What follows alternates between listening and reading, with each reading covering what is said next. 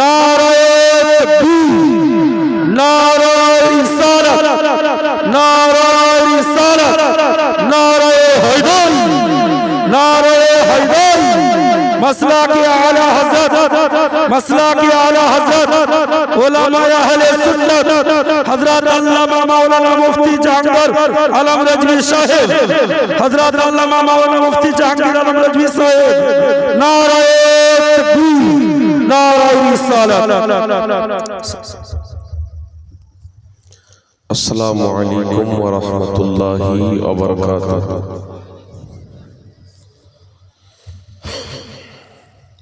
আলহামদুলিল্লাহ, আলহামদুলিল্লাহি রাব্বিল আলামিন ওয়াল আকিবাতু লিল মুত্তাকিন ওয়াস সালাতু ওয়াস সালামু আলা সাইয়্যিদিল আমবিয়াই ওয়াল মুরসালিন وعلى آله وأصحابه أجمعين أما بعد فأعوذ بالله من الشيطان الرجيم بسم الله الرحمن الرحيم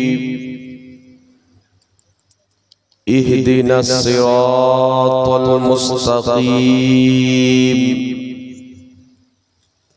صدق الله المولانا العظيم وصدق بلغنا رسوله النبي الأمين المتين المبين المنير الكريم ونحن على ذلك لمن الشاهدين والشاكرين والحمد لله رب العالمين. أو كما قال الله تبارك وتعالى في القرآن المجيد والفرقان الحميد ببركات بسم الله الرحمن الرحيم. إن الله وملائكته يصلون على النبي يا أيها الذين آمنوا صلوا عليه وسلموا تسليما. اللهم صل على سيدنا مولانا محمد وعلى آل سيدنا محمد. صلوا على محمد، صلوا على محمد. دم زبا سے نکالو پاک نام محمد. دم زبا سے نکالو شفیعنا محمد সাল্লাল্লাহু তাআলা আলাইহি ওয়া আলিহি ওয়াসাল্লাম। আলহামদুলিল্লাহ, সমস্ত তারিফ ও প্রশংসা গুণগান মহান রব্বুল আলামিন ওয়াহদাহু লা শারীকের জন্য, যে আল্লাহ ব্যতীত কেউ ইবাদতের যোগ্য নয়, যে আল্লাহ ব্যতীত কেউ সিজদা পাওয়ার যোগ্য নয়, যে মহান রব্বুল আলামিন জমিন, আসমান, পাহাড়, পর্বত, নদী, নালা, কুল কায়নাতকে সৃষ্টি করেছেন এবং তার সমস্ত সৃষ্টির মধ্যে আমাদেরকে সর্বশ্রেষ্ঠ মাখলুক অর্থাৎ আশরাফুল মাখলুকাত বানিয়েছেন। আল্লাহ তাবারাক ওয়া তাআলার অগণিতবার অসংখ্যবার শুকরিয়া আদায় করি, যিনি আমাদেরকে আশরাফুল মাখলুকাত বানানোর পর নিজের 1,24,000 কমবেশ নবী রাসূলগণের মধ্যে সর্বশ্রেষ্ঠ নবীর আমাদেরকে উম্মত বানিয়েছেন। তাই আমরা সকলে মিলে আওয়াজে আওয়াজ মিলিয়ে আল্লাহ তাবারাক ওয়া তাআলা শুকরিয়া আদায় করি। সকলে পাঠ করুন আলহামদুলিল্লাহি রাব্বিল আলামিন। আলহামদুলিল্লাহ বলা যাবে না বাবা? জি, সবাই বলেন আলহামদুলিল্লাহ। জি, এখন তো এমন পরিস্থিতি হয়ে যাচ্ছে যে কেউ হুট করে যদি বলে দেয় আলহামদুলিল্লাহ জোরে বলা বিদআত, তাহলে গেল না, কি বলে? তো আরেকবার জোরে বলেন তো আলহামদুলিল্লাহ। আল্লাহ তাবারাক ওয়া তাআলার হামদ ও সানার পর রাসূল আকরাম নূরে মুজাসসাম সরওয়ারে দো আলম রাহমাতুল লিল আলামিন শফিউল মুজনবিন আনিসুল গারিবিন রাহাতে আশিকিন মুরাদুল মুমিনিন সাইয়্যাহে লামাকা নাজিশে কওনো মাকা মক্কার সরদার মদিনার তাজদার মা আমিনার লাল আব্দুল্লাহর নয়নতারা শাফাতের কান্ডারি রহমতের ভান্ডারি কাল কিয়ামতের কঠিন দিনে আহলে সুন্নাত ওয়াল জামাত মান্যকারী মুসলিমদের উদ্ধারকারী শাফাআতকারী মক্কার সরদার মদিনার তাজদার তাহা ওয়া ইয়াসিন সিরাজা মুনির বশীর ও নজির আহমদ মুস্তাফা ইমামুল আম্বিয়া সদরুল আম্বিয়া সাইয়্যিদুল আম্বিয়া জাদ্দুল হাসান ওয়াল হুসাইন মুহাম্মাদুর রাসূলুল্লাহ সাল্লাল্লাহু তাআলা আলাইহি ওয়া আলিহি ওয়াসাল্লামের প্রতি অগণিতবার অসংখ্যবার দুরূদ ও সালাম বর্ষিত হোক গর্বিত হোক সকল পড়ুন আল্লাহুম্মা আমিন। মঞ্চে উপস্থিত ওলামায়ে কিরাম, হাজিরিন মজলিস, ইসলাম দরদি ভাই ও বাবাজিরা, পর্দার আড়ালের মা ও বোনেরা, সকলকে আমার আন্তরিক সালাম ও শুভেচ্ছা জানিয়ে মহান স্রষ্টা রব্বুল আলামিনের মহান দরবারে তার মহান নবীর ওসিলা দিয়ে দোয়া করি যেন আল্লাহ পাক আমাকে সঠিকভাবে বুঝাবার এবং সকলকে বুঝার তৌফিক দান করেন, বলেন আল্লাহুম্মা আমিন। বিরাদর ইসলাম, আপনারা সকলে আমার পূর্বে মুকাররির শোলা বয়ান হযরত আল্লামা মাওলানা মুআজ্জম হোসেন কালিমি সাহেব কিবলার জবান দ্বারা হইতে খুব গুরুত্বপূর্ণ আলোচনা শ্রবণ করলেন। আমি আপনাদের সম্মুখে উপস্থিত হয়েছি। আমরা সকলে দোয়া করি যেন আল্লাহ পাক আমাদের সকলের উপস্থিতিকে কবুল করেন, বলেন আল্লাহুম্মা আমিন। বিরাদর ইসলাম, আজ থেকে এক সপ্তাহ থেকে আমাকে জ্বর এবং খাসি কয়েক রকমের ব্যারাম মিলিয়ে একসাথে, তবুও জালসা যেহেতু নেওয়া হয়ে গেছে, জালসাতে না আসলে জালসাটা নষ্ট হবে না, কি বলে, জালসা নষ্ট হবে। প্লাস কমিটি এত খরচ করে, তারা কষ্ট পাবে। তার কারণে আপনাদের একমাত্র মহব্বতের দুটা কথা বলার জন্য, যেন আপনাদের পর্যন্ত দুটা সঠিক বার্তা দিতে পারি, এই জন্য এই অবস্থাতে অনেক কষ্ট করেও হাজির হওয়া হয়েছে। ইনশাআল্লাহ আল্লাহ পাক এর প্রতিদান আমাদেরকে দিবেন, বলেন ইনশাআল্লাহ। সকলে বলেন ইনশাআল্লাহ। তো বিরাদর ইসলাম, আল্লাহ তাবারাক ওয়া তাআলা পবিত্র কুরআন পাকে বলছেন, ইহদিনাস সিরাতাল মুস্তাকিম সিরাতাল লাযিনা আনআমতা আলাইহিম গায়রিল মাগদুবি আলাইহিম ওয়ালাদ-দাল্লিন। আল্লাহ পাক বলছেন, আমাদেরকে শিক্ষা দিচ্ছেন, বান্দা তুমি যখন আমার কাছে চাইবে তো এইভাবে চাইবে, ইহদিনাস সিরাতাল মুস্তাকিম, আল্লাহ তুমি আমাদেরকে সঠিক পথে চালাও। সিরাতাল লাযিনা আনআমতা আলাইহিম, উনাদের পথে যাদের প্রতি তুমি পুরস্কার রেখেছো, যাদেরকে পুরস্কৃত করেছো, বলেন সুবহানাল্লাহ। এখানে দুটি কথা আছে বাবজি। সর্বপ্রথম আমরা দোয়া করি, আল্লাহ আমাদেরকে সঠিক পথে চালাও। দ্বিতীয় নাম্বার আমরা দোয়া করি, আল্লাহ ওদের পথে যাদের প্রতি তুমি পুরস্কার করেছো, যাদের প্রতি তুমি ইনাম দিয়েছো, মানে কি বোঝা গেল যে সঠিক পথে চলতে হবে। তো সঠিক পথ কোনটি? যাদের প্রতি আল্লাহর ইনাম হয়েছে, আল্লাহর পুরস্কার হয়েছে, তাদের পথই হচ্ছে আল্লাহর সঠিক পথ। বলেন সুবহানাল্লাহ। সুবহানাল্লাহ, সুবহানাল্লাহ। কাদের প্রতি আল্লাহর পুরস্কার হয়েছে? আল্লাহ পাকের ইনাম কাদের প্রতি? তো আমরা যখন পবিত্র কুরআন দেখি, তো পবিত্র কালামুল্লাহ শরীফে আল্লাহ পাক চার শ্রেণীর ব্যক্তিদেরকে গণ্যিয়েছেন। আল্লাহ পাক বলছেন, আল্লাহু আলাইহিম মিনান নাবিয়িনা ওয়াস সিদ্দিকিনা ওয়াস শুহাদা ওয়াস সালিহিন। নবীগণ, শহীদগণ, সিদ্দিকিনগণ এবং নেক বান্দাগণের প্রতি আল্লাহর ইনাম রয়েছে। অর্থাৎ এই চার শ্রেণীর ব্যক্তিদের পথটাই হচ্ছে আল্লাহর পথ, জোরে বলুন সুবহানাল্লাহ। সুবহানাল্লাহ সুবহানাল্লাহ। এর মানে কি?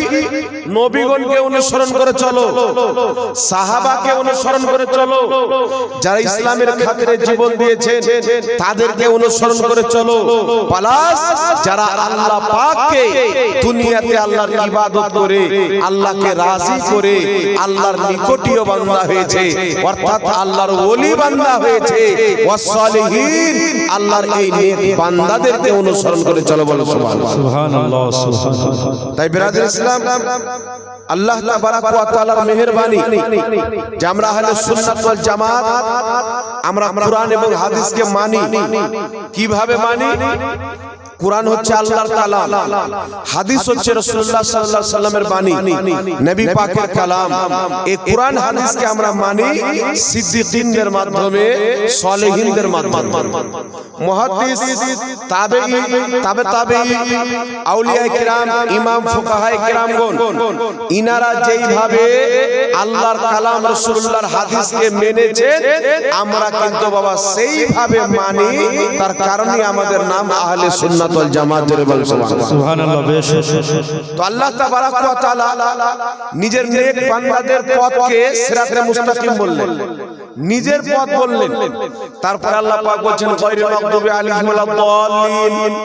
আল্লাহ আমাদেরকে শিক্ষা দিচ্ছেন যে এই দোয়াটাও চাও। কি চাইতে হবে? আল্লাহ ওদের পথে চালায়ও না, যারা গোমরা, যারা পথভ্রষ্ট, যারা বেঈমান, যাদের পথ, যাদের রাস্তা শয়তানকে খুশি করায়, তাদের পথে চালায়ও না। যাদের পথে চললে আল্লাহ তুমি রাজি হবে, তোমার রাসূল রাজি হবে, আমাদেরকে তাদের পথে চালাও, জোরে বলুন সুবহানাল্লাহ। সুবহানাল্লাহ। নারায়ে তাকবীর, নারায়ে রিসালাত, মাসলাকে আলা হযরত উলামায়ে আহলে সুন্নাত, নারায়ে তাকবীর, নারায়ে রিসালাত। মাশাআল্লাহ সুবহানাল্লাহ। এর কারণে বিরাদর ইসলাম রাস্তা কয়টি হলো বাবা? দুটো হলো, কি হলো না? একটা ভালো রাস্তা যেটা দিয়ে চললে আল্লাহ পর্যন্ত যাওয়া যাবে। দ্বিতীয় নাম্বার হচ্ছে একটি রাস্তা যে রাস্তা দিয়ে চললে শয়তানের কাছে যাওয়া যাবে। তো যে আল্লাহর পর্যন্ত যাওয়ার জন্য রাস্তা ধরবে তারা কামিয়াব হবে, আর যারা শয়তানের দিকে চলে যাবে তারা কিন্তু কামিয়াব হবে না, তারা ক্ষতিগ্রস্ত হয়ে জাহান্নামের জ্বলন্ত আগুনে পড়ে যাবে। বলুন সুবহানাল্লাহ। তাহলে আমরা সঠিক পথে চলার জন্য যেন আল্লাহ পর্যন্ত যেতে পারি, এই সঠিক পথে চলার জন্য আমরা আহলে সুন্নাত ওয়াল জামাত না নবীকে বাদ দিই, না সাহাবাকে বাদ দিই, না তাবেঈকে বাদ দিই, না তাবেঈকে বাদ দিই, না ইমামকে বাদ দিই, না মুহাদ্দিসকে বাদ দিই, না হক্কানি পীর ও মুর্শিদকে বাদ দিই, না আউলিয়ায়ে কেরামকে বাদ দিই। আমরা সঠিক পথে চলার জন্য আল্লাহর প্রত্যেক নেক বান্দা যারা সঠিক পথে চলে গিয়ে আল্লাহকে রাজি করেছেন তাদেরকেও মানি, জোরে বলুন সুবহানাল্লাহ। না কি বলেন বাবা? আচ্ছা বলেন তো বাবা, আমি যদি বহরমপুর যাই আর আমার কেউ যদি পিছন ধরে, একজন হুজুর আছেন যে আমিও বহরমপুর যাওয়ার রাস্তা চিনি না, কিন্তু আমি রাস্তাটা চিনি, আমি যখন যাব বহরমপুর আমার যদি পিছনে যায় তো আমি বহরমপুর যাবার ও মালদা চলে যাবে নাকি? জি, ও তো বহরমপুর যাবে না, কি বলে? তার কারণে নবীগণ, শহীদগণ, সাহাবায়ে কেরাম, আউলিয়ায়ে কেরাম ইনারা হক পথে চলেছেন, ইনাদেরকে অনুসরণ করলে কেউ বেহক পথে হবে না, হক পথেই থাকবে। বলুন সুবহানাল্লাহ। সুবহানাল্লাহ। বেশ। কারণ হাদিস শরীফের মধ্যে এসেছে ভালো ব্যক্তির সোহবাত, ভালো ব্যক্তির নিসবত, ভালো ব্যক্তির সোহবাত মানুষকে ভালো করে দেয়, খারাপ ব্যক্তির সোহবাত মানুষকে খারাপ করে দেয়। তার কারণে আল্লাহ তাবারাক ওয়া তাআলা পবিত্র কোরআন পাকে দুই শ্রেণীর ওলি জিকির করেছেন। কত শ্রেণীর? দুই প্রকার ওলি জিকির করেছেন। এক ওলির ব্যাপারে আল্লাহ সূরা আরাফে বলেছেন যে ওটা হচ্ছে আউলিয়া হুমুত তাগুত, শয়তানের ওলি। আল্লাহ বলেন তার সাথে যুদ্ধ করো, আর যা কিছু অবতীর্ণ হয়েছে আল্লাহর পক্ষ থেকে তারই ইত্তেবা করো, তারই অনুসরণ করো। কোনো আউলিয়ার অনুসরণ করিও না, কোনো ওলির অনুসরণ করিও না। ওটা কোন ওলি? আল্লাহ বলেন আউলিয়া হুমুত তাগুত, ওটা শয়তানের ওলি। বলি সুবহানাল্লাহ। যারা দুনিয়াতে আল্লাহ বলেছেন মদ পান করিও না, মদ পান করে শয়তানের বন্ধু হয়েছে। আচ্ছা বলেন তো বাবা, কেউ যদি ভালো কাজ করে আল্লাহর বন্ধু বান্দা হয়, আর যদি হারাম কাজ করে তো শয়তানের বন্ধু হয় কি হয় না? এই জোরে বলেন। দুনিয়াতে দুই রকমই তো লোক হয়, একটা ভালো হয়, একটা খারাপ হয়, না কি বলেন? তো আল্লাহ তাবারাক ওয়া তাআলা তো সিস্টেম করে দিয়েছেন, ওলিকে দুই ভাগে ভাগ করেছেন। আল্লাহ বলছে দুনিয়াতে গিয়ে যারা নামাজকে ছেড়ে, দুনিয়াতে গিয়ে দারু পান করে, জুয়া খেলে, ব্যভিচার করে, নামাজকে ত্যাগ করে, যারা শয়তানকে রাজি করে শয়তানের বন্ধু হয়েছে, আল্লাহ বলছেন এই রকম ওলি আউলিয়া যারা শয়তানের ওলি, তাদের অনুসরণ করিও না। আল্লাহ বলছেন যেই ওলিরা রাত্রি জেগে ইবাদত করে আমি আল্লাহকে রাজি করেছেন, যেই ওলিরা সারা রাত্রি কিয়ামে দাঁড়িয়ে আমি আল্লাহকে রাজি করেছেন, যেই ওলিরা বেশি করে নফলি ইবাদত করে আমি আল্লাহকে রাজি করেছেন, আল্লাহ পাক বলছেন আমার ওই ওলি বান্দাকে অনুসরণ করো, আমি আল্লাহ তোমাকে জান্নাত দান করব। বলো সুবহানাল্লাহ। সুবহানাল্লাহ। বেশ তাহলে ওই কয় প্রকার আছে কোরআন পাকে? দুই প্রকার আছে। এক শ্রেণীর ওলির সঙ্গে আল্লাহ যুদ্ধ করতে বলেছেন, শয়তানের যে ওলি। আরেক শ্রেণীর ওলির আল্লাহ খুবই বয়ান করেছেন, মর্যাদা বয়ান করেছেন। আল্লাহ পাক বলেন আলা ইন্না আউলিয়া আল্লাহি লা খাউফুন আলাইহিম ওয়া লা হুম ইয়াহজানুন। খবরদার, নিশ্চয় যারা আল্লাহর ওলি হয় তাদের কোনো ডর নাই, তাদের কোনো ভয় নাই। আরেক জায়গায় আল্লাহ বলছেন লাহুমুল বুশরা ফিল হায়াতিদ দুনিয়া ওয়াল আখিরা, দুনিয়া এবং আখিরাতে তাদের জন্য সুসংবাদ। কি সুসংবাদ? আল্লাহ বলছেন যারা দুনিয়াতে বেশি করে নফল ইবাদত করে আমি আল্লাহকে রাজি করে আমার ওলি হয়ে গেছে, তারা দুনিয়াতেও সফল, আখিরাতেও সফল। জোরে বলেন সুবহানাল্লাহ। সুবহানাল্লাহ। তার কারণে মহান রব্বুল আলামিন হাদিসটি বুখারী শরীফের মধ্যে রাসূল করিম সাল্লাল্লাহু আলাইহি সাল্লাম বলেন ইন্নাল্লাহা তাআলা ক্বাল মান আদালি ওয়ালিয়ান ফাকাদ আযানতুহু বিল হারব। আল্লাহর রাসূল বলেন নিশ্চয় আল্লাহ বলেছেন যেই ব্যক্তি আমার কোন ওলি বান্দার সাথে দুশমনি রাখলো, বগদ রাখলো, তাদেরকে মানলো না, আল্লাহ বলেন আমি তাদের সাথে যুদ্ধ ঘোষণা করলাম। জোরে বলেন সুবহানাল্লাহ। একবারে বুখারীর টাটকা সহিহ হাদিস, কোন মায়ের বেটা জয় বা জাল প্রমাণ করতে পারবে না। বুখারীর টাটকা সহিহ হাদিস। তাহলে কি বুঝতে পারা গেল? কেউ যদি বলে আমরা ওলি আউলিয়া মানি না, তাহলে চিন্তা করবেন আল্লাহর সাথে যুদ্ধ করতে রেডি করতে বলুন না। যে আল্লাহ বলেছেন যে মানে তাদের সাথে আমি যুদ্ধ ঘোষণা করলাম। আল্লাহর যুদ্ধ কি? অস্ত্র নিয়ে আপনাকে আল্লাহ কাটতে আসবেন, লাঠি নিয়ে মারতে আসবেন? আল্লাহ যদি কোন শব্দ হুকুম করে দিত আপনি খাল্লাস, আপনি কি কুল কায়নাত খাল্লাস হয়ে যাবে। তাহলে ওই আল্লাহর যুদ্ধ কি? আল্লাহ বলছেন আমার ওলির সাথে যদি বুগজ রাখে আমি তাকে জাহান্নামের জ্বলন্ত আগুনে জ্বালাবো। জোরে বলেন নাউযুবিল্লাহ। তাহলে বুগজ রাখতে হবে না মহব্বত করতে হবে? জোরে বলেন। আউলিয়া আল্লাহকে বুগজ রাখতে হবে না মহব্বত করতে হবে? বাবা মহব্বত করতে হবে। এখন চলে আসছেন বাবা, রাস্তা কয় ভাগে বিভক্ত হয়েছে? কে কোন প্রশ্ন করেছেন, উত্তর দিচ্ছে একটু দাঁড়ান। রাস্তা হচ্ছে দুই ভাগে বিভক্ত, একটা হচ্ছে সঠিক রাস্তা, একটা হচ্ছে বেঠিক রাস্তা, না কি বলেন? সেটা তো পেলাম, একটা ইহদিনাস সিরাতাল মুস্তাকিম আর একটা হচ্ছে গায়রুল মাগদুবি আলাইহিম ওয়ালাদ দাল্লিন। একটা ভালো রাস্তা যেটা আল্লাহ পর্যন্ত নিয়ে যাবে, একটা খারাপ রাস্তা যেটা আপনাকে জাহান্নাম নিয়ে যাবে, শয়তানের কাছে নিয়ে যাবে। এইবার যে খারাপ রাস্তা হবে, এই খারাপ রাস্তা আবার ৭২ রাস্তায় বিভক্ত হবে। কত রাস্তায়? জোরে বলে। এই যে খারাপ রাস্তা হবে এটা ৭২ রাস্তায় বিভক্ত হবে। কি করে হবে? আমার নবী বলছেন এমন একটি হাদিস, এই হাদিসকে কেউ অস্বীকার করে না। নবী পাক বলেছেন বনি ইসরাইলের মধ্যে ৭২টি ফিরকা হয়েছিল, আমার উম্মতের মধ্যে ৭৩টি ফিরকা হবে। রাসূল পাক বলছেন কুল্লুহুম ফিন্নার, সবাই জাহান্নামে যাবে, ইল্লা মিল্লাতান ওয়াহিদা, একটি জান্নাতে যাবে, মা'আনা আলাইহি ওয়া আসহাবি, যার আকীদা আমার সাহাবার মতো হবে তারাই হবে জান্নাতি। জোরে বলেন সুবহানাল্লাহ। সুবহানাল্লাহ। তাহলে কি বোঝা গেল? ৭২ জাহান্নামে যাবে। কটা জাহান্নামে যাবে? ৭২ জাহান্নামে যাবে। তাহলে কি বোঝা গেল? ৭২ জাহান্নামে যাবে মানে ভুল পথে ৭২টা রাস্তা থাকবে। কটা থাকবে?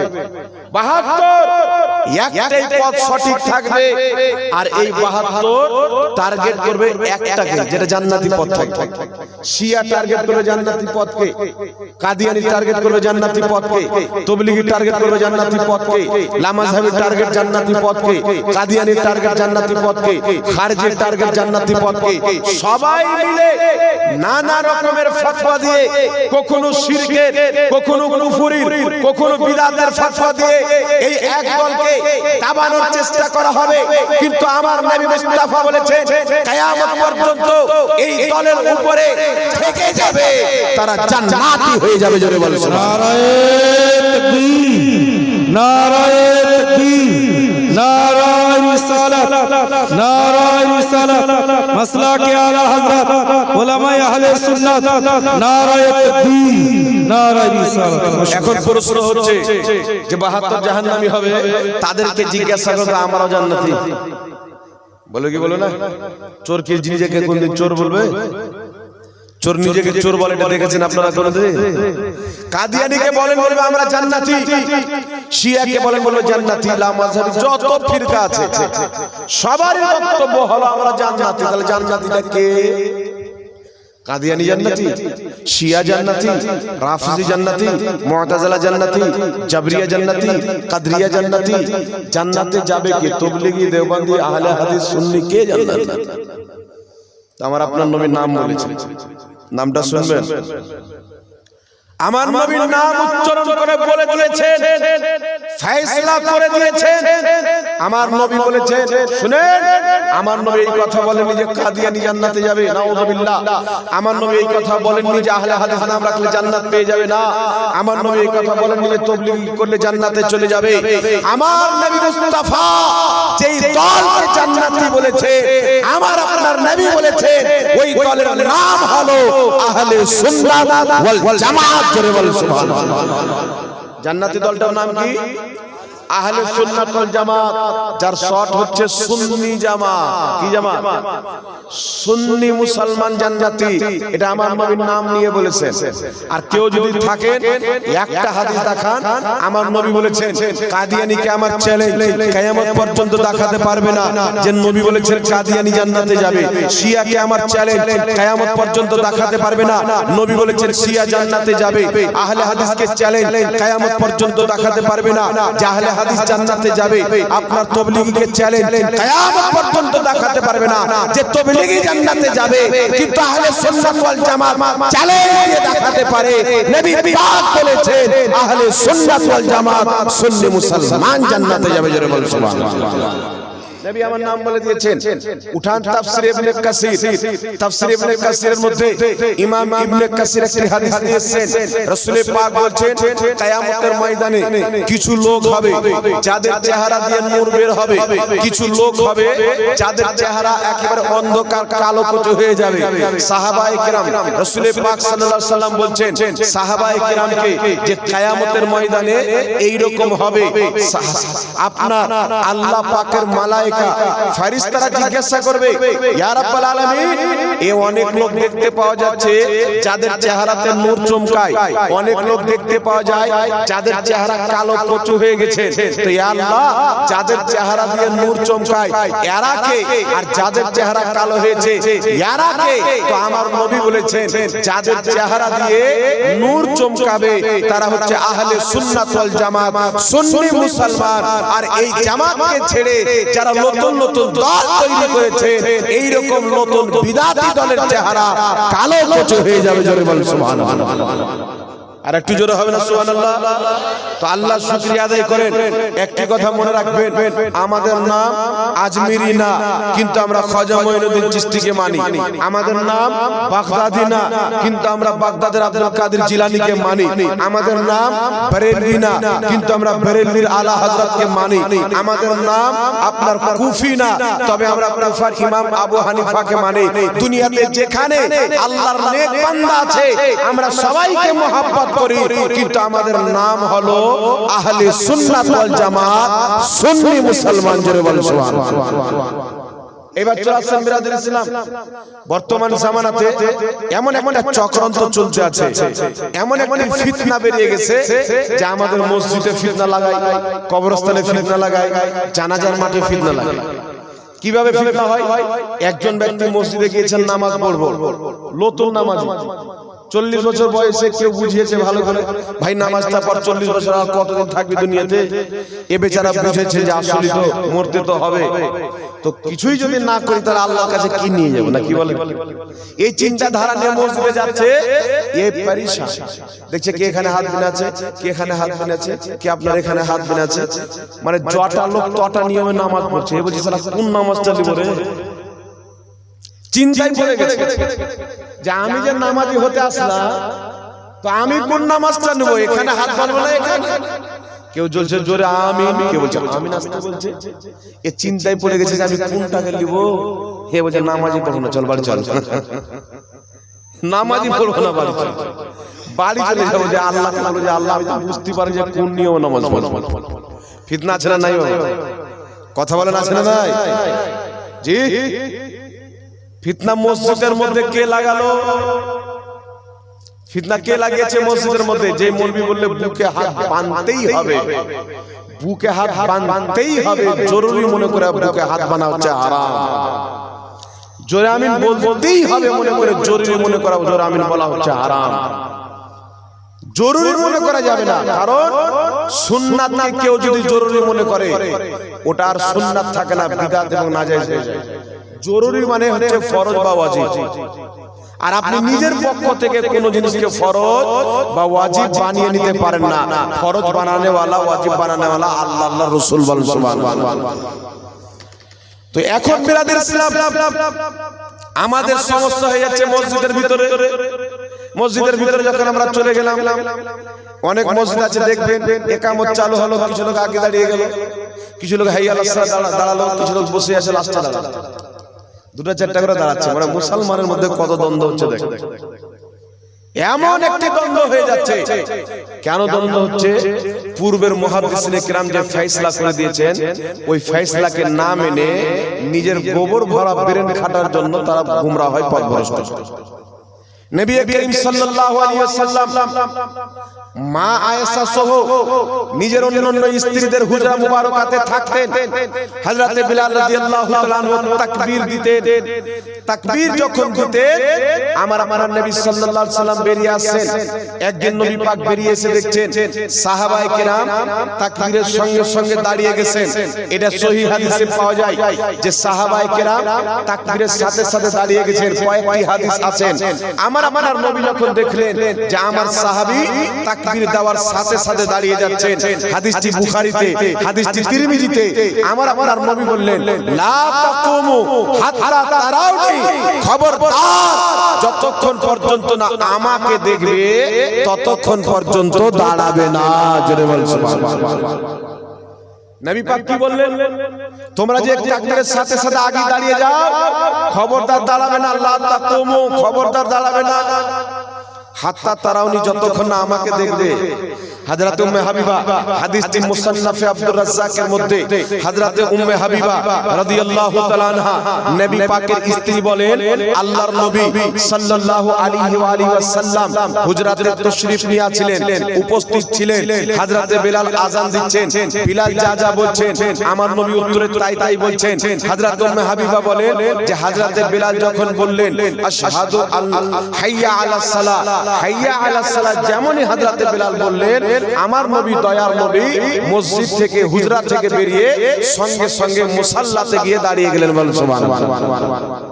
আমার নবী হাইয়া আলাস সালার সময় হুজরা থেকে বের হলে নবী পাককে সাহাবী যেমনই দেখলেন সবাই হাইয়া আলাস সালাতে দাঁড়িয়ে গেলেন।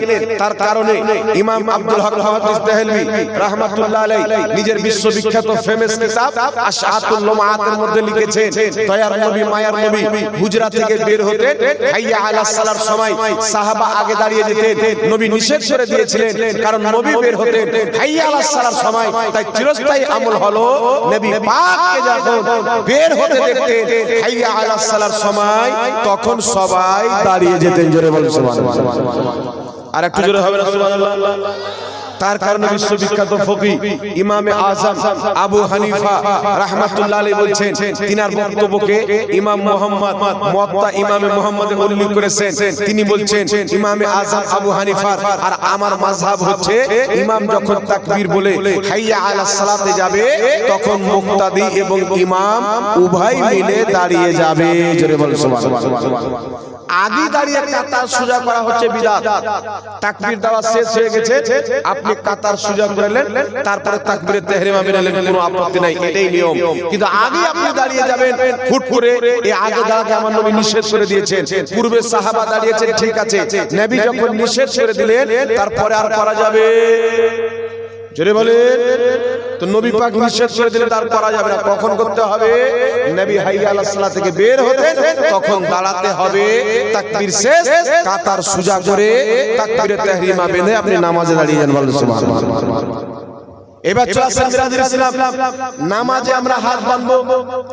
আহলে সুন্নাত ওয়াল জামাত হানাফি মুসলমান কোথায় হাত বাঁধে? নাভির নিচে। এইভাবে নাভির নিচে আমরা হাত বাঁধি না। জি, অনেক বক্তা বাংলাদেশে বেরিয়েছে, বলছে নাভির নিচে হাত বাঁধার কোন সহিহ হাদিস সব জাল হাদিস, ডাইরেক্ট জাল বলে। কি বলে না?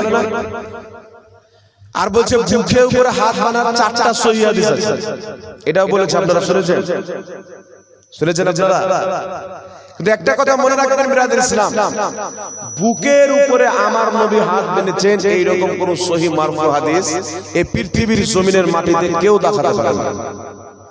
আমার চ্যালেঞ্জ, আমি 1.5 বছর থেকে চ্যালেঞ্জ দিয়েছি, কেউ যদি দেখাইতে পারে নবী পাক সাল্লাল্লাহু আলাইহি সাল্লাম বুকের উপরে হাত বেঁধেছেন সহিহ হাদিস, আমি জাহাঙ্গীর আলম রিজভী তাকে 5 লক্ষ টাকা পুরস্কার দেব। কয়েকজন আমার চ্যালেঞ্জ অ্যাকসেপ্ট করেছে কিন্তু দেখাইতে পারেনি। দেখে যে 2টি হাদিস, কটা হাদিস দেখিয়েছে?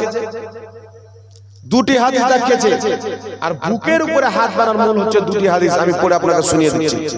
তার আগে শুনেন, ইমামে আজম আবু হানিফা, ইমাম শাফি, ইমাম আহমদ বিন হাম্বল, এই 4 মাযহাবের ইমাম বুকের উপরে হাত বাঁধাকে অ্যাকসেপ্ট করেননি। ইমাম শাফির শুধু একটা কল পাওয়া যায় যে তিনি বুকের উপরে হাত বাঁধার কথা বলেছেন, কিন্তু তিনার নিজের আমল ছিল নাভির উপরে হাত বাঁধা, বুকের উপরে হাত বাঁধার মুস্তাকিল তিনার ফতোয়া ছিলেন না। 4 ইমাম বুকের উপরে হাত বাঁধাকে নিজের মাযহাব প্রতিষ্ঠিত করেননি, কারণ বুকের উপরে হাত বেঁধে যারা ইবাদত করে তারা মুসলমান। মুসলিমদের বুকের উপরে হাত বেঁধে ইবাদত করার সহিহ হাদিস নাই। কাদের আছে আপনি চেক করবেন? যারা ইহুদি আছে, ইহুদিরা যখন ইবাদত করে এইভাবে হাত বাঁধে, আপনি চেক করে দেখে নেবেন, চেক করে নেবেন এইভাবে হাত বাঁধে। আমরা বুকের উপরে হাত বাঁধি, কিন্তু বুকের উপরে হাত বাঁধার হাদিস আছে। কোথায় আছে শুনেন। সর্বপ্রথম হাদিস হচ্ছে আবু দাউদ শরীফে। আবু দাউদ শরীফের মধ্যে হাদিস, হাদিসটি কি?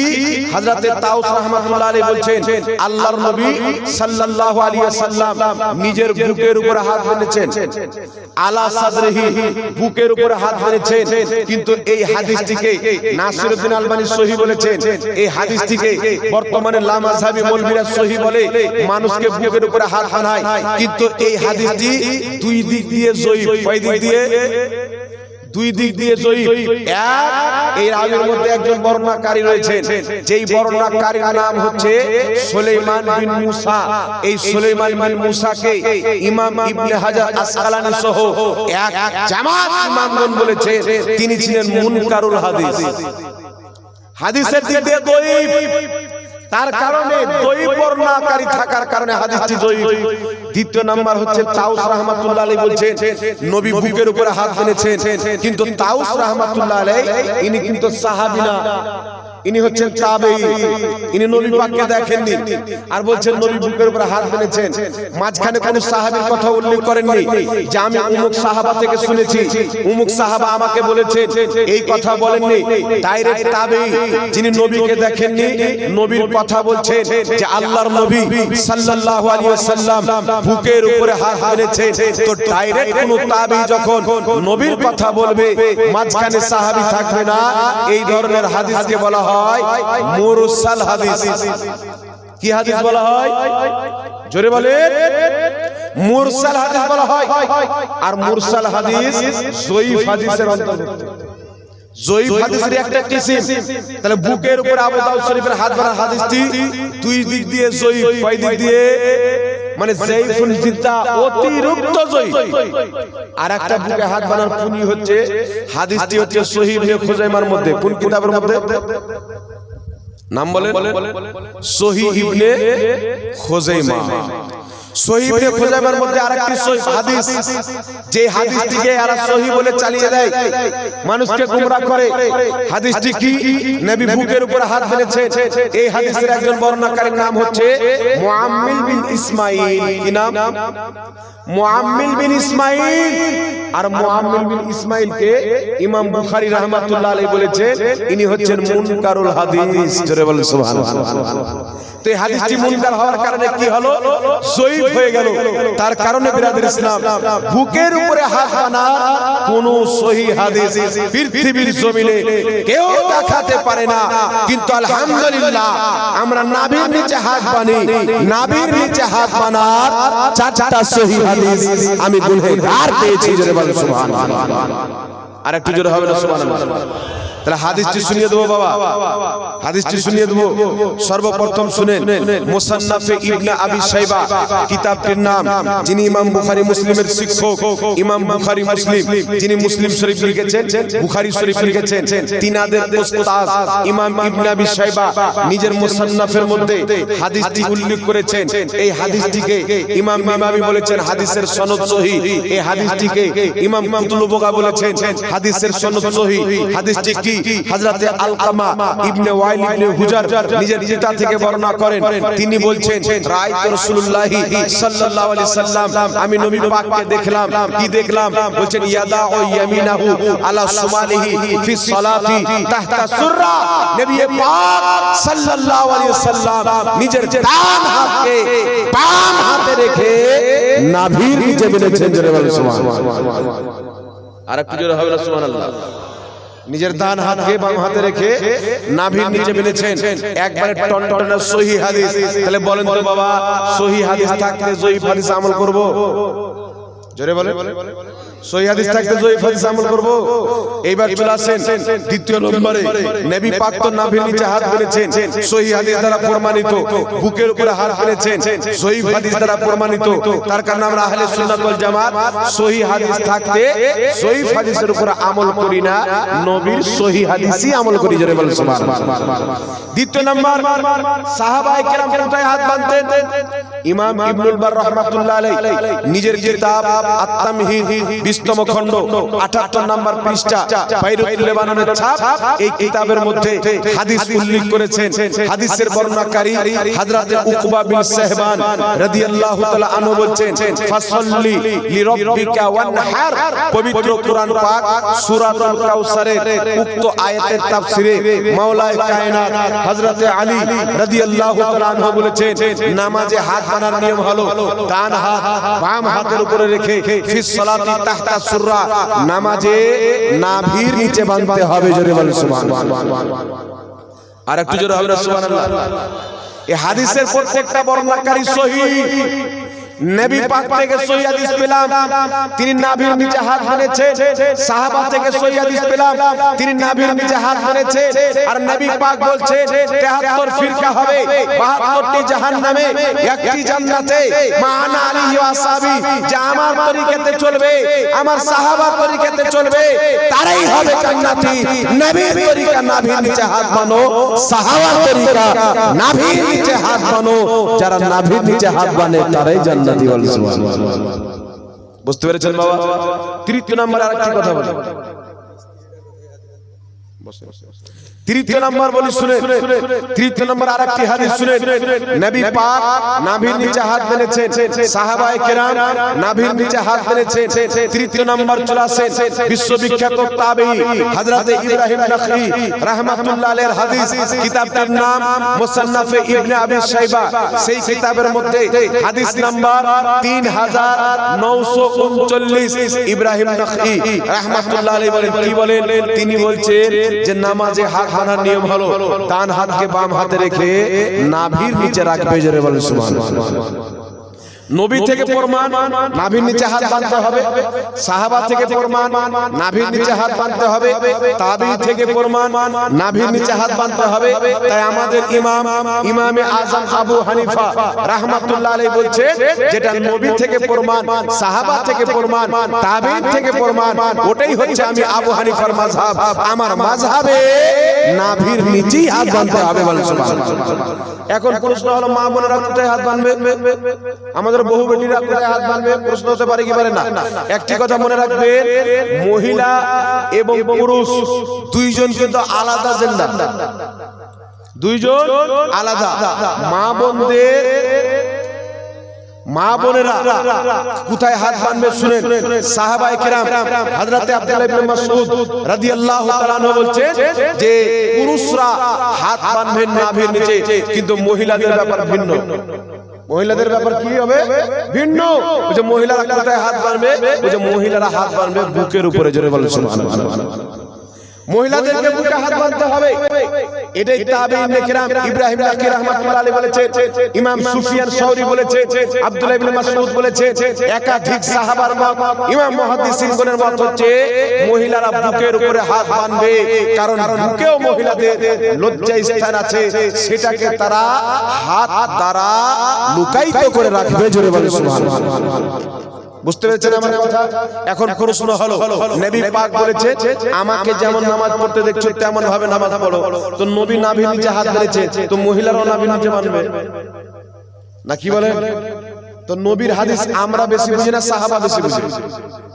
কথা বলে আমরা বেশি বুঝি না সাহাবা? একজন ব্যক্তি যদি মসজিদে নামাজ না পড়তে যায়, বাড়িতে নামাজ পড়ে জামাতকে জেনে শুনে ছেড়ে দেয়, গুনাহ হবে না নাকি হবে? গুনাহ হবে। কিন্তু একজন মহিলা যদি বাড়িতে নামাজ পড়ে, মসজিদে নামাজ পড়ার চাইতে নেকি বেশি পাবে। উঠান আবু দাউদ শরীফের মধ্যে সহিহ হাদিস, উঠান হাকিম আল মুস্তাদরাক আলা সাহিহের মধ্যে সহিহ হাদিস। আমার আপনার নবী বলছেন, কি বলছেন? রাসূল পাক বলছেন যে মহিলাদের মসজিদ চাইতে তাদের বাড়িতে নামাজ পড়া বেশি উত্তম, তাদের বাড়ি চাইতে বাড়ির ভিতরে নামাজ পড়া বেশি উত্তম, বাড়ির ভিতর চাইতে ঘরের একটি কোণাতে নামাজ পড়া তাদের জন্য সব চাইতে বেশি উত্তম। সুবহানাল্লাহ। তাহলে সব চাইতে বেশি উত্তম আমল করলে বেশি নাকি হবে না? তো একজন মহিলা যদি ঘরের কোণাতে নামাজ পড়ে নেকি বেশি, আর একজন পুরুষ মসজিদে গিয়ে নামাজ পড়লে বেশি নেকি। তাহলে নিয়মটা আলাদা হলো কি হলো না? আলাদা হলো কি হলো না? কিন্তু নবীর মতনই নামাজ পড়তে হবে। কি রকম? নবী পাক রুকুতে গিয়েছেন, সুবহান রাব্বিয়াল আযীম করেছেন, মহিলাকে সুবহান রাব্বিয়াল আযীম পড়তে হবে। নবী পাক সাজদাতে গিয়েছেন, সুবহান রাব্বিয়াল আলা পড়েছেন, মহিলাকে সুবহান রাব্বিয়াল আলা পড়তে হবে। নবী পাক সাল্লাল্লাহু আলাইহি সাল্লাম সামি আল্লাহু লিমান হামিদা বলার পরে রব্বানা লাকাল হামদ বলেছেন, মহিলাকে রব্বানা লাকাল হামদ বলতে হবে। অর্থাৎ আপনার নবী, আমার নবী, মায়ের নবী নবী পাক সাল্লাল্লাহু আলাইহি সাল্লাম যেটা যেখানে পড়েছে মহিলারাও সেটা সেখানেই পড়বে। জোরে বলেন সুবহানাল্লাহ। কিন্তু পুরুষের দাঁড়ানোর কায়দা আলাদা, আদব আলাদা, মহিলাদের দাঁড়ানোর আদব আলাদা। বুঝতে পারছেন বাবা? একজন পুরুষ যদি এইভাবে দাঁড়ায় তো মনে হবে একবার শক্তিশালী, না কি বলে? আর একজন মহিলা যদি এইভাবে দাঁড়ায় তো মনে হবে বেহায়া মেয়ে। তাই সব সময় তাদেরকে কি হবে? নরমাল ভদ্রভাবে দাঁড়াতে হবে। তাই তারা যখন রুকু করবে সম্পূর্ণ ছেলেদের মতন ঝুঁকে যাবে না, হালকা ঝুঁকলে রুকু হয়ে যাবে। বুঝতে পারছেন কথা আমার? তারা সাজদাতে যাবে আমাদের মতন পাও হাতকে ফেলে রাখবে না, গুচ্ছিত করে সাজদাতে যাবে। এই ফয়সালা তো হাজার বছর পূর্বে সাহাবায়ে কেরাম, তাবেঈন, ইমামগণ করে দিয়েছেন। এবারে এখন যদি কেউ বলে যে আমি যা আমার মাকেও তা বানাবো, তাহলে আমার কি করার আছে? না কি বলেন? চলে আসেন বিরাদের ইসলাম দ্বিতীয় নাম্বার। হাত তো বেঁধে নিলাম, এখন দ্বিতীয় নাম্বার মাসআলাটি আমাদেরকে বুঝতে হবে। কারণ আপনার নামাজ যদি ঠিক থাকে ঈমানের পর, তাহলে সব ঠিক আছে। ঈমানের পর আগে ঈমানকে ঠিক করে মজবুত করে আপনার নামাজ যদি ঠিক থাকে তাহলে সব ঠিক আছে। না কি বলেন? আর নামাজই যদি না থাকে তাহলে কিছু ঠিক থাকবে? জি, কিছু ঠিক থাকবে না বাবা। তার কারণে শুনেন, দ্বিতীয় নাম্বার চলে আসছে, ইমাম সাহেবের পিছনে আমরা সূরা ফাতিহা পড়ব কি পড়ব না? আপনাদের বাংলাতে একটা মৌলবি তো বলা জায়েজ হবে না, যেহেতু যে ব্যক্তি মৌলবি না ওকে মৌলবি বানানো না জায়েজ। এখানে আলিম উলামা আছে, জিজ্ঞাসা করে নেবেন যে ব্যক্তি মুফতি না ওকে মুফতি বলা জায়েজ নাই, যে ব্যক্তি মৌলবি না ওকে মৌলবি বলা জায়েজ নাই। তো আপনাদের মুর্শিদাবাদে একটা লোক বেরিয়েছে যার নাম হচ্ছে ব্রাদার রাও, নাম শুনেছেন? জি, একে একজন ব্যক্তি বলেছে কিয়ামতের ময়দানে আল্লাহ বলবে যে আমার 20 রাকাত তারাবি নিয়ে এসো, যদি 8 রাকাত বলে তাহলে সুন্নিরা বলবে যে আমাদের তো 20 রাকাত করে আছে, 8 রাকাত দিয়ে নাও, 12 রাকাত আরো আছে। আর জোরকে যদি 20 রাকাত চেয়ে নেয় তাহলে আহলে হাদিস ভাইরা কোথায় যাবে? দিতে পারবে? ওদের তো 8 রাকাত আছে, 20 রাকাত নাই, তাহলে দিতে পারবে কি? তাহলে আল্লাহকে তারা রাজি করতে পারবে না। তারপরে এই যুক্তি দিয়ে বলছে যারা রাসূল পাক বলেছেন হাদিসটি বুখারী শরীফের মধ্যে, যেই ব্যক্তি সূরা ফাতিহা পড়লো না তার নামাজ হলো না। আল্লাহ যদি হানাফি ভাইদেরকে কিয়ামতের ময়দানে জিজ্ঞাসা করে ইমামের পিছনে সূরা ফাতিহা নিয়ে এসো, কোথায় পাবে? ইমামের পিছনে সূরা ফাতিহা তোমরা পড়ো না, আল্লাহ বলবে আমার ফাতিহা দাও, তো কোথায় থেকে থেকে কত বড় মূর্খতা। তো আমরা তো দাজ্জাল কানা না যে একটা হাদিস পড়ে আমল করে বসবো। হাদিস তো আর একটা নাই, ধুলা কাকড় যেরকম গোনা যায় না, আমার নবীর হাদিসও গোনা যায় না। জোরে বলুন সুবহানাল্লাহ। বুখারী মুসলিমের হাদিস, একটু লক্ষ্য করে শুনবেন বাবা। রাসূল পাক বলছেন যেই ব্যক্তি সূরা ফাতিহা পড়লো না তার নামাজ হলো না। আমি কত কষ্ট করে বক্তব্য দিচ্ছি আপনারা বুঝতে পারছেন, এখান থেকে আওয়াজ বের করতেছে, আওয়াজ বসে গেছে। যে সূরা ফাতিহা পড়লো না তার নামাজ হলো না, বুখারীতে মুসলিমে হাদিস পাওয়া যায়। তারপরে শুনেন, আমরা আহলে সুন্নাত ওয়াল জামাত হানাফি মাযহাবের মান্যকারী, এত টেনটেনা সহিহ হাদিস থাকার সত্ত্বেও আমরা কেন ইমামের পিছনে সূরা ফাতিহা পড়ি না? কারণ তো আছে না, কি বলেন? কারণ আছে না নাই বাবা? তাহলে কারণটা কি? আমরা কেন ইমামের পিছনে সূরা ফাতিহা পড়ি না? কারণ আমরা কাউরির অন্ধ তাকলিদ করি না। কি করি না? আমরা কাউরির অন্ধ তাকলিদ করি না। আমরা যে ইমামে আজম আবু হানিফার মুকাল্লিদ, তো আমরা ইমামে আজম আবু হানিফার মাযহাবের প্রত্যেকটা মাসলার উপরে আল্লাহর কুরআন, নবীর সহিহ হাদিস পেয়েছি, তারপরেই আমল করছি। জোরে বলুন সুবহানাল্লাহ। বুখারীতে হাদিস, মুসলিমে হাদিস, যেই ব্যক্তি সূরা ফাতিহা পড়লো না তার নামাজ হলো না। কিন্তু এই জমিনের মাটিতে এমন কোন হাদিস আমার নবী বলেছেন কেউ দেখাতে পারবে না যে আমার নবী বলেছেন যেই ব্যক্তি ইমামের নিচে সূরা ফাতিহা পড়লো না তার নামাজ হলো না। এইরকম হাদিস নাই। হাদিস কি আছে যে সূরা ফাতিহা পড়লো না তার নামাজ হলো না?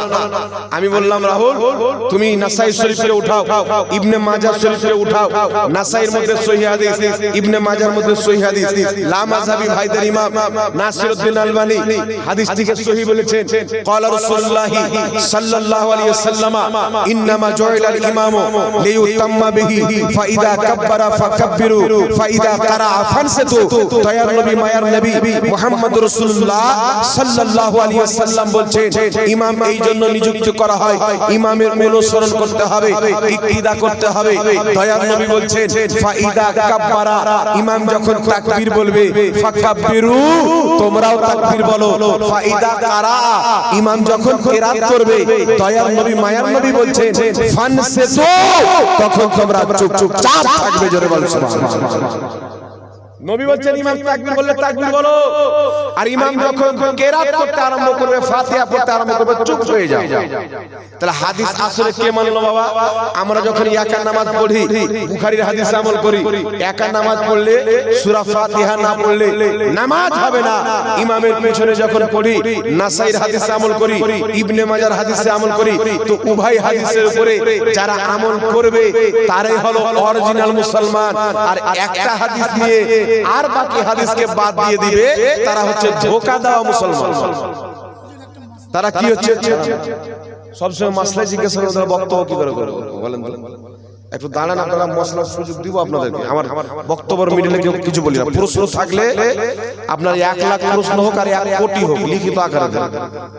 সামনে এসে কানে এসে কেউ কিছু বলবেন না, লিখিত আকারে দিবেন, উত্তর পাবেন। সামনে আমি প্রশ্ন নিলাম। তো নবী পাক কি বললেন? যেই ব্যক্তি সূরা ফাতিহা পড়লো না তার নামাজ হলো না, না কি বলেন? আর এক জায়গাতে বলছে ইমামের পিছনে চুপ থাকো। তাহলে আমরা একা যখন নামাজ পড়ি আমাদের বিশ্বাস থাকে সূরা ফাতিহা না পড়লে নামাজ হবে না। তাই একা যখন নামাজ পড়ি বুখারীর হাদিস আমল হলো, আর ইমামের পিছনে যখন পড়ি ইমামের পিছনে সূরা ফাতিহা পড়তে হবে না, তখন আমরা চুপ থাকি। তাহলে নাসাই এবং ইবনে মাজাহর হাদিসও আমল হয়ে গেল। এখন একটা প্রশ্ন হচ্ছে হুজুর, আচ্ছা আরেকটি আগে দলিল দিয়ে দিই কোরআন পাক থেকে। আল্লাহ পাক বলেন ওয়া ইযা কুরিয়াল কুরআন ফাসতামিউ লাহু ওয়ানসিতু লাআল্লাকুম তুরহামুন। পবিত্র কোরআনে আল্লাহ বলছেন কিরাত যখন পাঠ করা হবে চুপচাপ মনোযোগ সহকারে ধ্যান দিয়ে শোনো যেন তোমার প্রতি রহম করা হয়। এই আয়াতের ব্যাখ্যায় তাফসিরে ইমাম তাবরানী তাফসীর করেছেন এই আয়াতটা হচ্ছে নামাজীদের জন্য ইমাম যখন কিরাত করবে নামাজি চুপ থাকবে তবেই নামাজীর উপরে আল্লাহর রহমত হবে। এখানে একটা লামাজাবি ভাইদের রাস্তা আছে কি বলবে হুজুর জোহরের তো আমরা কিরাত শুনতে পাই না, আসরের তো শুনতে পাই না, এর সাথে শুনতে পাই চুপ থাকবো, মাগরিবের শুনতে পাই চুপ থাকবো, ফজরের শুনতে পাই চুপ থাকবো, কিন্তু আমরা তো আসর আর জোহরের শুনতে পাই না, তখন তো পড়তেই হবে না, নামাজ হবে না কি বলেন? একটা প্রশ্ন জাগে কি জাগে না? তাহলে এর জবাব কি দেব শুনেন। এর জবাব সাহাবায়ে কেরাম দিয়ে দিয়েছেন। কিতাবটার নাম তিরমিজি শরীফ, নাম শুনেছেন? যারা নাম শুনেছেন তিরমিজি শরীফ, ইমাম তিরমিজি হাদিসটি উল্লেখ করে বলেছেন হাদিসটি সহিহ। আলবানী সাহেব বলেছেন হাদিসটি সহিহ। বিশ্ববিখ্যাত সাহাবী জাবির ইবনে আব্দুল্লাহ রাদিয়াল্লাহু তাআলা আনহু, জাবির ইবনে আব্দুল্লাহ নাম কি শুনেছেন? কতবার শুনেছেন? জাবির ইবনে আব্দুল্লাহ রাদিয়াল্লাহু তাআলা আনহু বিশ্ববিখ্যাত সাহাবী, বহুত বড় আলিম সাহাবী। তিনি বলছেন যে ব্যক্তি সূরা ফাতিহা পড়লো না তার নামাজ হলো না ইল্লা আইয়াকুনা ওয়া রাল ইমাম, কিন্তু ইমামের পেছনে থাকলে ফাতিহা পড়া লাগবে না। জোরে বলুন সুবহানাল্লাহ। তাহলে আমি জিজ্ঞাসা করব ভাই, আপনি জোহর নামাজে ইমামের পিছে থাকেন না আগে? এশার নামাজে আসরের নামাজে ইমামের পিছে থাকেন না আগে? জোরে বলেন। পাঁচ ওয়াক্তের নামাজে পিছে থাকি না আগে? তাহলে ইমামের পিছে থাকলে পড়া চলবে না, এর মানে পাঁচ ওয়াক্তের নামাজে ইমামের পিছনে কিরাত করা চলবে না। জোরে বলেন সুবহানাল্লাহ। এই বিষয়ে আরো অনেক হাদিস আছে যেটা বলা যাবে, কিন্তু এই কয়েকটি হাদিস বলে দিলাম, বুঝার জন্য যথেষ্ট আছে বাবা। নবী পাক সাল্লাল্লাহু আলাইহি সাল্লাম ইমামের পিছনে কিরাত করতে নিষেধ করেছেন। সাহাবায়ে কেরাম ইমামের পিছনে চুপচাপ থাকতে বলেছেন ফাতিহা ইমামের পিছনে পড়া দরকার নাই। নবী পাক যে বলেছে যে ব্যক্তি সূরা ফাতিহা পড়লো না তার নামাজ হলো না, এই হযরতে জাবির ইবনে আব্দুল্লাহ বলছেন এটা একাএকির জন্য। কার জন্য? এটা একাএকি নামাজের জন্য। আর একাএকির আয়াত হাদিসকে নিয়েছে ফিট করলো নামাজীদের জন্য। তাহলে কোন নামাজ যদি ইমামের পিছনে ফাতিহা পড়ে তাহলে কি হবে? ফুকাহায়ে কেরামের মতে ইমামের পিছনে সূরা ফাতিহা পাঠ করা কিরাত করা এটা মাকরুহে তাহরিমি। এটা কি? অবৈধ, চলবে না। কেউ যদি পাঠ করে নেয় নামাজটাকে পুনরায় ফিরিয়ে পড়তে হবে। বুঝতে পেরেছেন কথা আমার? আল্লাহ বুঝার তৌফিক দান করুক, সকলে পড়ুন আল্লাহুম্মা আমিন। এইবার চলে আসলাম বিরাদর ইসলাম, এই নামাজের মধ্যে আরেকটি মাসআলা ক্লিয়ার করতে চাই। মাসআলা হচ্ছে নামাজে আমরা যখন রুকুতে যাই রাফায়দান করি না। রাফায়দান মানে হাতকে উত্তোলন করা। রুকু থেকে উঠি হাত উত্তোলন করি না, সিজদা থেকে উঠি হাত উত্তোলন করি না।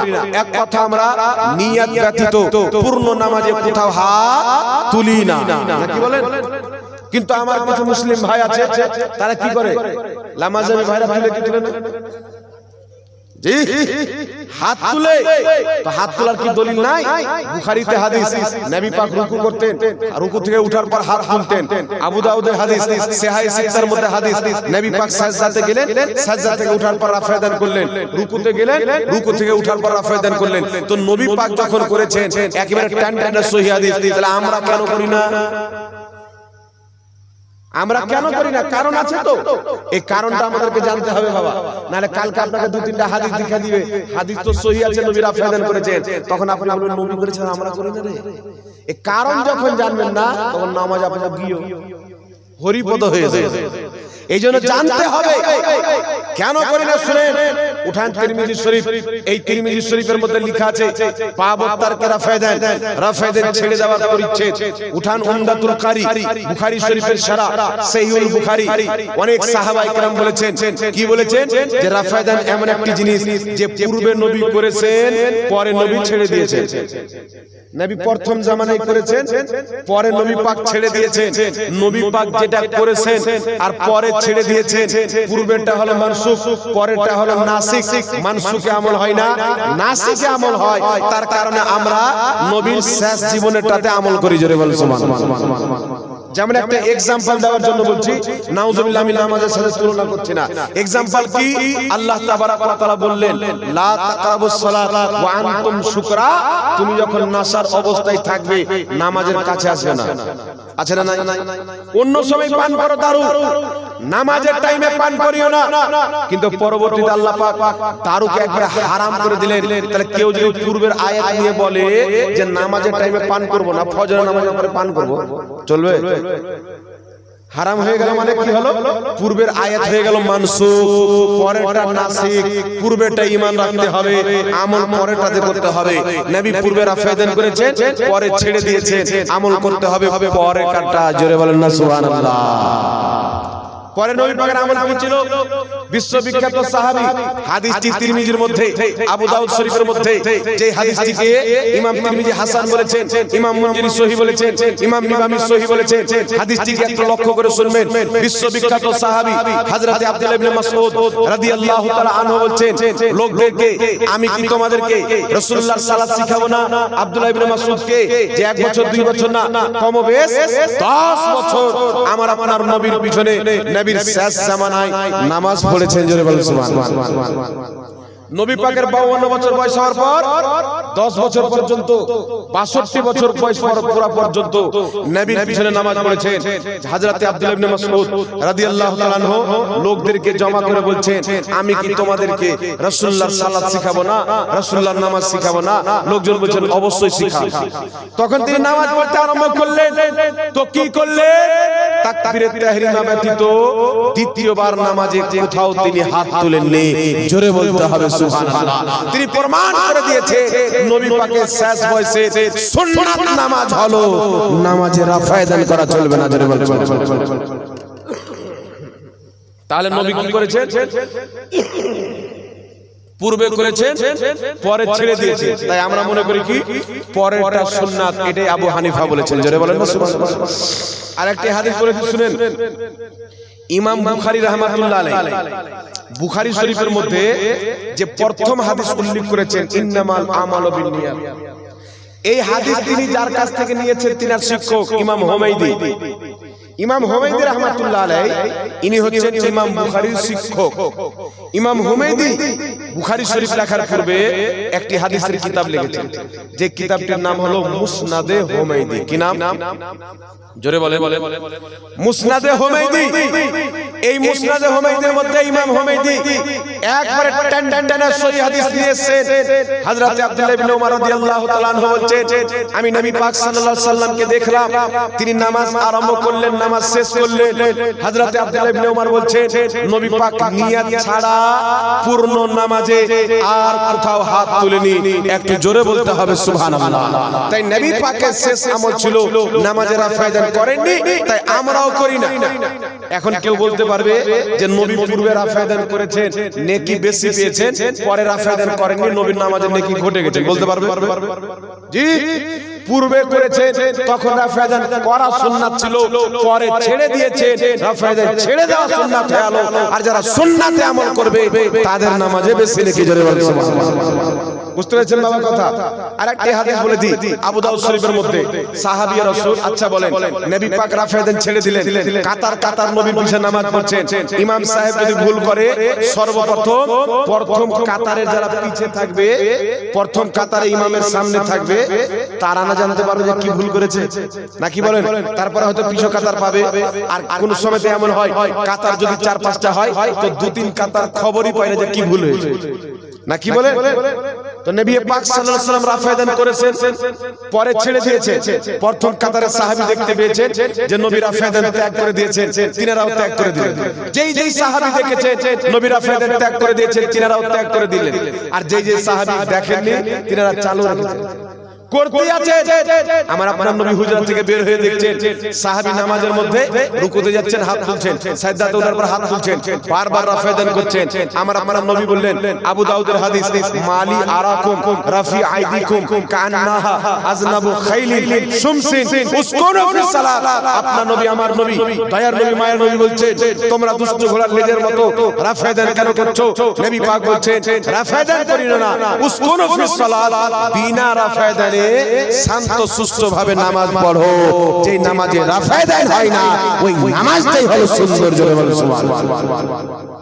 তার কারণে বিশ্ববিখ্যাত সাহাবী আব্দুল্লাহ ইবনে আব্বাস রাদিয়াল্লাহু তাআলা আনহু, যিনি হচ্ছেন নবী পাকের আপন চাচাতো ভাই, আব্দুল্লাহ ইবনে আব্বাস রাদিয়াল্লাহু তাআলা আনহু তাফসীর ইবনে আব্বাসের মধ্যে লিখেছেন, যারা নামাজে বারবার রাফায়েদান করে না তাদের নামাজটাই হচ্ছে সঠিক নামাজ। জোরে বলতে হবে সুবহানাল্লাহ।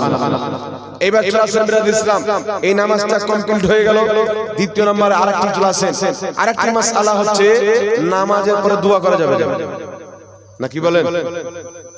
কিছু আছে না, অনেক লোক যে দোয়া করে না, অনেক মৌলবি বলে দোয়া করা বিদআত, বলে কি বলে না? হ্যাঁ, মানে সবাই বেদাত আর ওদেরই দাঁত দিয়েছে। তো দাঁত তো বোঝা যাবে, গরুর মাংস রাখা হবে টিভির সামনে, না কি বলে? তাহলে কার দাঁত আছে না আছে তখন পাঝাপাঝি বোঝা যাবে। বিরাদর ইসলাম শুনেন, ফরজ নামাজের পরে দোয়া করা যাবে কি যাবে না? জালসাতে দোয়া করা যাবে কি যাবে না? জানাজার পর দোয়া করা যাবে কি যাবে না? দাফন করার পর দোয়া করা যাবে কি যাবে না? নবী পাকের আমি দুটি হাদিস পড়ব, এই দুটি হাদিস আপনাকে বলবো, এই দুটি হাদিসকে যদি আপনি বুঝলেন তাহলে দোয়া করা যাবে কিনা আপনি ক্লিয়ার বুঝে যাবেন। বলে দেবো। সর্বপ্রথম বলি শুনেন, নবী পাক সাল্লাল্লাহু আলাইহি ওয়াসাল্লাম বলেন, হাদিসটি হাকিম আল মুস্তাদরাক আলা সহিহাইনের মধ্যে সহিহ সনদে বর্ণিত। নবী পাক বলেন, যেখানে মুসলমান একদল মুসলমান একত্রিত হবে আর সবাই মিলে হাত তুলে দোয়া করবে, একজন দোয়া করে বাকি সবাই আমিন বলবে, নবী পাক যা চাইবে আল্লাহ তাদেরকে তাই দিবে। বলেন সুবহানাল্লাহ। কি বললেন নবী পাক? যেখানে মুসলমান জমা হবে, এটা নবীর আম হুকুম। মসজিদে হতে পারে, মাদ্রাসায় হতে পারে, জালসায় হতে পারে, কবরস্থানে হতে পারে, যেখানে মুসলমান জমা হবে সেখানে সবাই মিলে হাত তুলে দোয়া করা নবীর সহিহ হাদিস অনুযায়ী আল্লাহ জায়েজ করে দিয়েছেন। জোরে বলেন সুবহানাল্লাহ। আরেকটা হাদিস শুনেন, মুআজামুল কাবির লিত-তাবরানী, ইমাম তাবরানী হাদিসটি উল্লেখ করেছেন, ইমাম হাইসামি হাদিসটিকে সহিহ বলেছেন। রাসূল পাক সাল্লাল্লাহু আলাইহি সাল্লাম বলেছেন, যখনই একদল মুসলমান একত্রিত হয় আর নিজের হাতের অগ্রভাগকে উত্তোলন করে আল্লাহর কাছে দোয়া চায়, আল্লাহ পাক তাদেরকে দেয় তারা যা চায়। জোরে বলেন সুবহানাল্লাহ। তাহলে বলেন বাবা, নবী পাক সম্মিলিত দোয়া করতে বলেছেন কি বলেন? একটু জোরে বলেন। যেখানে মুসলমান জমা হবে, তাহলে নামাজে মুসলমান জমা হয় কি হয় না? কথা বলে, নামাজে মুসলমান জমা হয় কি হয় না? তাহলে নামাজের পরে সম্মিলিত দোয়া করা নবীর সহিহ হাদিস অনুযায়ী জায়েজ। জানাজার পর দোয়া করা সম্মিলিত নবীর সহিহ হাদিস অনুযায়ী জায়েজ। দাফনের পর সম্মিলিত দোয়া করা নবীর সহিহ হাদিস অনুযায়ী জায়েজ। জালসাতে দোয়া করা নবীর সহিহ হাদিস অনুযায়ী জায়েজ আছে। জোরে বলতে হবে সুবহানাল্লাহ। এখানে একটা কথা আর বলে দিই বাবা, ফরজ নামাজের পরে দোয়া কিতাবুজ জুহাদের মধ্যে লেখা আছে, দোয়া করার হুকুম তো আল্লাহ কোরআনে দিয়েছেন। আল্লাহ বলছেন, ফাইদা ফারাগতা ফানসাব, তুমি যখন নামাজ থেকে ফারিগ হবে সঙ্গে সঙ্গে দোয়াতে পরিশ্রম করবেন। উক্ত আয়াতের তাফসিরে জালালাইনে ইমাম সিউতি লিখেছেন, তাফসিরে তাবারিতে ইমাম তাবারি লিখেছেন, তাফসির ইবনে আব্বাসের মধ্যে আব্দুল্লাহ ইবনে আব্বাস লিখেছেন। কি লিখেছেন? তিনারা বলছেন, শুনো, আল্লাহ পাকের ফরমান ফাইদা ফারাগতা ফানসাব, আল্লাহ বলেছেন যখন তুমি নামাজ থেকে ফারিগ হবে সঙ্গে সঙ্গে আমার দরবারে দুআই রত হয়ে যাবে। জোরে বলেন সুবহানাল্লাহ। কোন নামাজের পর? প্রত্যেক মুফাসসির লিখেছেন ফরজ নামাজের পর দোয়া করার আদেশ আল্লাহ কুরআন পাকে দিয়েছেন। একটু জোরে হবে না সুবহানাল্লাহ। এখন হাত তুলে দোয়া করা যাবে কি যাবে না? আচ্ছা, আল্লাহ দোয়া করার আদেশ দিয়েছেন, কিন্তু আল্লাহ বলেন যে হাত তুলে করবে না পাও তুলে করবে। আমাকে কেউ যদি হঠাৎ করে জিজ্ঞাসা করে, হুজুর হাত তুলে বলে দোয়া করা বিদআত, হঠাৎ করে জিজ্ঞাসা করছে হাত তুলে কি দোয়া করা বিদআত? আমি বললাম, যে বললো ওকে পাও তুলে দোয়া করতে বলবে না, কি বলে? হাত তুলে দোয়া করতে যদি বিদআত হয় তাহলে বলে পাও তুলে করো না কেন? দোয়াই তো হাত তুলে হয়, না কি বলে? দোয়া তো হাত তুলে হয়, তো হাত তুলে দোয়া করা বিদআত কি করে হয়? তবে আমি একটা হাদিস দিয়ে দিই, কিতাবুজ জুহাদের মধ্যে হাদিস। নবী পাক সাল্লাল্লাহু আলাইহি সাল্লাম ফরজ নামাজ থেকে সালাম ফিরাতেন, মুক্তাদের দিকে চেহারা করতেন, দুইখানা হাত উত্তোলন করে আল্লাহর দরবারে দোয়া করতেন। নবী ফরজ নামাজের পর হাত তুলে দোয়া করেছেন। কিতাবুজ জুহদ সহ একাধিক কিতাবের মধ্যে একটা দুটো না, আমার মতন গুনাহগার 7টি হাদিস পেয়েছে। জোরে বলেন সুবহানাল্লাহ। নবী হাত তুলে দোয়া করেছেন। আম্মা জান আয়েশা সিদ্দিকা বলেন যে হাদিসটি ইমাম বুখারী তারিখুল কবিরের মধ্যে লিখেছেন, আম্মা জান আয়েশা বলছেন নবী পাক প্রত্যেক ফরজ নামাজের পরে আল্লাহর কাছে দোয়া চাইতেন, আর নবী পাক বলেছেন যেখানে মুসলমান একত্রিত হবে সম্মিলিতভাবে দোয়া করবে আল্লাহ তাদের দোয়া কারেন্টের মতন কবুল করবে। তাই ফরজ নামাজের পর হাত তুলে দোয়া করাও চাই, সম্মিলিত দোয়া করাও চাই। জোরে বলুন সুবহানাল্লাহ। আরেকটা হাদিস শুনিয়ে দেবো জোরে বলুন, শুনিয়ে দেবো। আপনাদের মনে হচ্ছে এনার্জি নাই, হুজুর আওয়াজ বসে আছে, আমাদের বিরোধী চলে এসেছে। একটি হাদিস শোনাচ্ছি, শুনেন। লামাযাবি ভাইদার ইমাম ইবনে কাসির আল বিদায়া ওয়ান নিহার মধ্যে সনদ সহ হাদিসটি লিখেছেন। হাদিসটি কি? আমার নবী, আপনার নবী, দয়ার নবী সাল্লাল্লাহু আলাইহি সাল্লাম একদল সাহাবী, একজন সাহাবীকে নেতা বানালেন, নেতা, সরদার, যিনার নাম হচ্ছেন আলা বিন হাজরামি রাদিয়াল্লাহু তাআলা আনহু। তিনাদেরকে একটি জায়গাতে পাঠালেন। তিনারা বাহরাইন নামক দেশের দিক থেকে একটি যুদ্ধ করে জিহাদ করে ফিরে ছিলেন। একটি জায়গা মরুভূমি এলাকায়, রাত্রি অন্ধকার হয়ে গেল, তিনারা সেখানে বিশ্রাম নিলেন, ঘুমিয়ে পড়লেন। সকালে উঠে দেখছেন নামাজের জন্য উঠছেন, জাগার পরে দেখছেন, জাগরত হওয়ার পরে দেখছেন তিনাদের উটগুলি, সাওয়ারিগুলি যেইগুলোতে চেপেছিলেন সাওয়ারিগুলো হারিয়ে গেছেন, লাপাতা হয়ে গেছে, একটাও নাই। কি করলেন? তিনারা নামাজের জন্য আযান দিলেন। আযান দেওয়ার পর নামাজ পড়লেন, জামাত ফলো করলেন, জামাত কমপ্লিট করলেন। ইমামতি কে করলেন? আলা বিন হাজরামি রাদিয়াল্লাহু তাআলা আনহু। ইনি ইমামতি করলেন। ফজরের ফরজ নামাজের পর আলা বিন হাজরামি রাদিয়াল্লাহু তাআলা আনহু সালাম ফিরালেন। সালাম ফিরানোর পর সঙ্গে সঙ্গে নিজের চেহারা মুক্তাদির দিকে করলেন। মুক্তাদির দিকে চেহারা করার পর হযরতে আলা হাজরামি রাদিয়াল্লাহু তাআলা আনহু দুইখানা হাত উত্তোলন করলেন। রাফা ইয়াদাইহি, নিজের দুটি হাতকে উত্তোলন করে আল্লাহর কাছে দোয়া করতে লাগলেন। যখন হযরতে আলা হাজরামি দুইখানা হাত তুলেছেন, হাদিসের মধ্যে রয়েছে প্রত্যেক সাহাবী যিনারা তিনার পিছে নামাজ পড়েছিলেন তিনাকে হাত তুলতে দেখে প্রত্যেক সাহাবী হাত তুললেন। আলা হাজরামি দোয়া করতে আছে, প্রত্যেক শত শত সাহাবা আমিন বলতে আছে। এত লম্বা দোয়া করলেন, সূর্য বেরিয়ে চলে আসলো। মহান রব্বুল আলামিন তাদের দোয়াকে কবুল করে তাদের হারানো বস্তুগুলিকে আবার ফিরিয়ে দিল। জোরে বলেন সুবহানাল্লাহ। তাহলে বলেন তো বাবা, ফরজ নামাজের পরে দোয়া করা সম্মিলিতভাবে বিদআত, এটা সাহাবা বুঝতে পারলো না, আর আজকাল গাঁজা করে বুঝে নিল।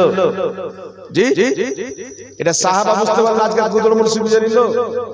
সাহাবায়ে কেরাম যদি বিদআত থাকতেন, শত শত সাহাবী কোন একজন তো প্রতিবাদ করতেন না, কি বলতেন? প্রতিবাদ তো করতেন, এটা কি করছো, এগুলো তো বিদআত। সাহাবা তো জানতেন যে নবী বলেছেন যেখানেই জমা হবে সম্মিলিত দোয়া করা যায়। তার কারণে সাহাবায়ে কেরাম যেহেতু নামাজ, ফরজ নামাজের পরে সম্মিলিত দোয়া করেছেন, তাহলে ফরজ নামাজের পরে সম্মিলিত দোয়া করা যাবে কি যাবে না? সাহাবার আমলকে বিদআত বলে ঈমান থাকবে না থাকবে না? জোরে বলেন। সাহাবাকে বিদআতি বলে ঈমান থাকবে? থাকবে না। সাহাবা ফরজ নামাজের পরে সম্মিলিত দোয়া করেছেন, আমরাও সম্মিলিত দোয়া করব, কারণ আমরা হচ্ছে নবীর দলের লোক, সাহাবার দলের লোক। আর আমার নবী বলেছেন মা আনা আলাইহি ওয়া আসহাবি, যে আমার দলে, আমার সাহাবার দলে থাকবে তারাই হবে জান্নাতি। জোরে বলেন সুবহানাল্লাহ।